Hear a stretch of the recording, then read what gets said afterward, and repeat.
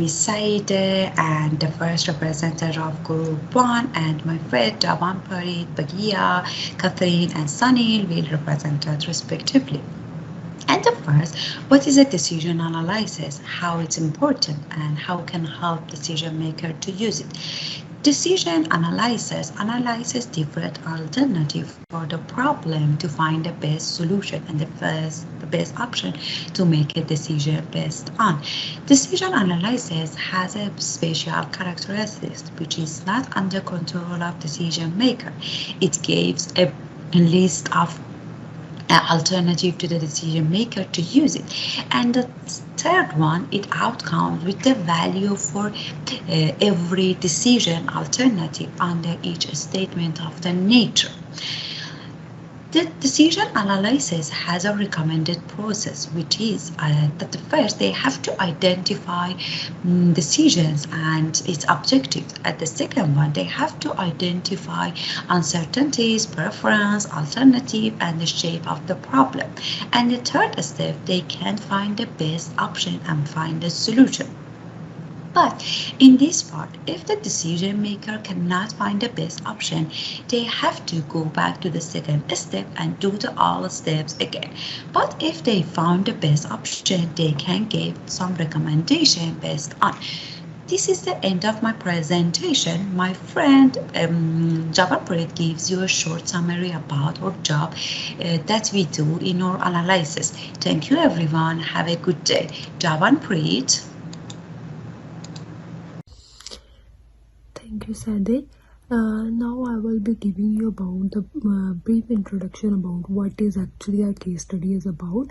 Our case study is about the fleet manager of the certain company who is concerned with maintaining the cars and trucks up to the standard, and he had to be sure that all the cars and trucks are maintained properly. In order to get surety of that, he has an option of going with the oil analysis, which is the currently adopted method by him. Under this oil analysis, he will analyze if there is any defect or there is any need of maintenance or not, and accordingly he will take the necessary actions. But this method is not an appropriate method because sometimes this method, while undertaking the oil analysis, he may not be able to analyze any defect and he doesn't take any step, but there might be some defect present which are not indicated. So in order to overcome the shortcoming of this method, he has an option of going with other methods also, like he can either go with doing nothing, or he can only undertake oil analysis, or he can go with the option of changing oil, or finally he can go with the option of changing oil and undertaking analysis simultaneously. So we have to help him in deciding like for which method he must go, like whether he should go for doing nothing or changing oil only, or for undertaking analysis. So in order to help him in making decision in this regards, we will make use of the decision tree, which will be very important in order to help him deciding for which method he must go. So here in our case, the currently adopted method by the fleet manager is of undertaking the oil analysis. Under this analysis, he is able to detect if there is need of any maintenance, and accordingly he will be able to take the necessary steps.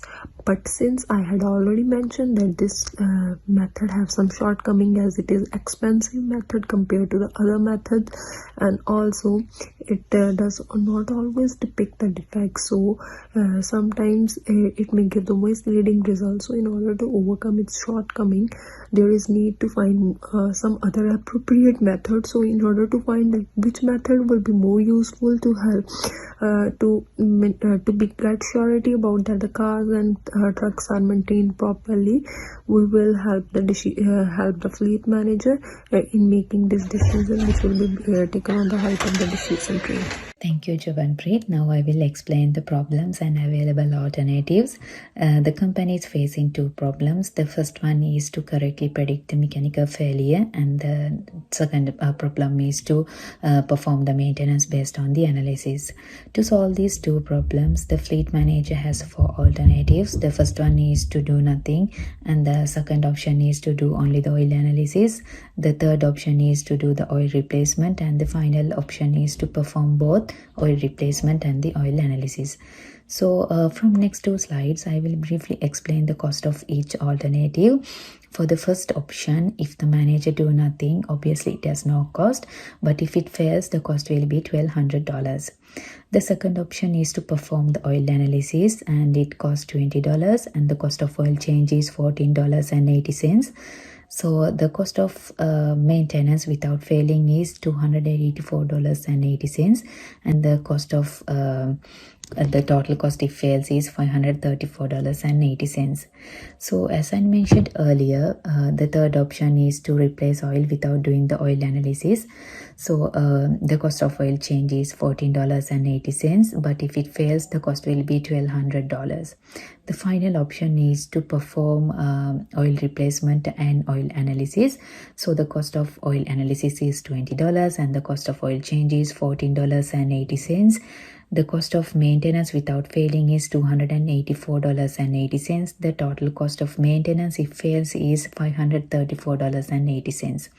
In the coming slides, we will explain how these costs are calculated using the decision tree method. So this is the end of my part, and I will invite Catherine to continue. Thank you. Thank you, Bhagya. In order to find the best decision for the company to make, it was necessary to make a decision tree. This can be done in 3 different ways. First, putting the values manually. Second, using a TPL software. And third, using Microsoft Excel. In this scenario, we decided to use the TPL software from Compassion, which allows the user to analyze a decision and its risks. The TPL model is a combination between the decision tree and the influence diagram. This gives the user a visualization of the problem so the decision can be done in a more efficient way. The decision tree gives a structure and chronology of how decisions and uncertainties will unfold over the time. And the influence diagram shows the relationships between the most relevant factors for the decision. The TPL results allows the company to identify the best strategies and all the possible scenarios. Also, the likelihood of outcomes in the decision, and understand how much companies should invest in further investigations. Next, Sonny will explain the process of how to make the decision tree. Thank you, Catherine. Hello, everyone. I'll be discussing the work executed through the DPL software and its results here. What you see here is the decision model tree window of DPL software with all the parameters or input parameters for the analysis are already set. Here we can see 3 different types of nodes. The decision node represented in yellow square, the chance node represented by light green circles, and the end node represented by a light blue triangle. We have decision node on level 1 with the 4 options for the analysis. That is, do nothing, analyze the oil, change the oil, and lastly change the oil and do the oil analysis. When looking at the chance node, we have 4 chance nodes and 2 are on level 2 and the 2 are on the level 3. Chance node 1 represents the risk probability of 10% and no risk probability of 90%. And it is connected to the first and second options. Chance node 2 represents the risk probability of 4% and no risk probability of 96%, and this is connected to third and fourth alternative options. Chance node on the third level, which are placed under third and fourth alternative options. Here, drill down 1 or the third chance node is with a probability of 70% of risk of being defective and 30% of being non-defective. Now the drill down 2, that is a fourth chance node, is programmed with a probability of 20% of risk of being defective and 80% of being non-defective. Because of all chance nodes hold different values, we selected the option of asymmetric tree for the decision tree modeling. When we switch the software from decision tree tab to the influence diagram tab, we can observe the pattern of influence on different parameters in this model. Once you are satisfied with the settings, we can go ahead with the decision analysis by clicking the decision analysis button on the Home tab. Make sure that we need to select all the required output parameters before clicking the or before running the software.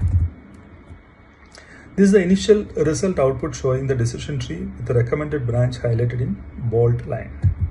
Further, we can expand the result tree and closely observe all the nodes and values. All values are shown in negative because of selecting the pay expression from the get pay branch definition window. Here the negative values are nothing but we are spending the money to perform the required maintenance. Apart from the decision tree, we are also generated the initial decision alternative graph to visualize and understand the pattern of each parameters. We can also get expected value of perfect information control graph. This actually two output that indicate how important it is to reduce the uncertainty associated with each discrete chance node in a model. The expected value of perfect information indicate how valuable it would be to have perfect information for a chance node before making a decision. The expected value of control indicate how valuable it would be to have complete control over the uncertainty.